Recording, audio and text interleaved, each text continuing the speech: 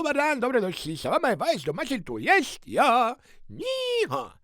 Šta je ovo, konji moji dobri, šta se ovo dešava? Ma sve mi se čini da ja žaba sviram u ratne trube. Umjesto da krda pohrle u moj militarni zagrljaj, gledaju me ko telad ili okreću glavu od mene. Prolaze pored mene i odlaze u prodavnice da napune zalihe u zobnicama.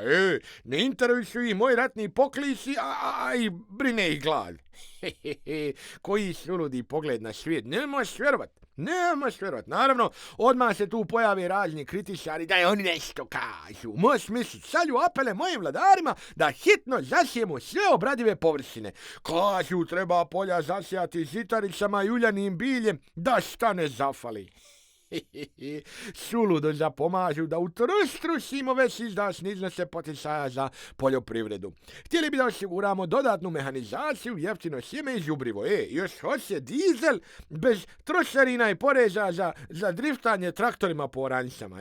Ali najgori su mi mudrijaši koji bi da moja vlast i otkupi sav urod. Strašno. Ovom ludilu nema kraja. Ne pitaju se genijalci šta ako bude suša pa nam sav urod propadne, a? Poručio bi ja kritičarima, ne berite vi tuđu brigu, ovo su moja konjska posla. Da, mlinovi su puni. Osigurao sam nove lance nabavke brašna i ulja po rastućim tržišnim cijenama. Naravno, ne brinite, dok imaju drugi, bit će i nama. A kad nestanu zalihe, tutanj na livadu, na bogatu ispašu.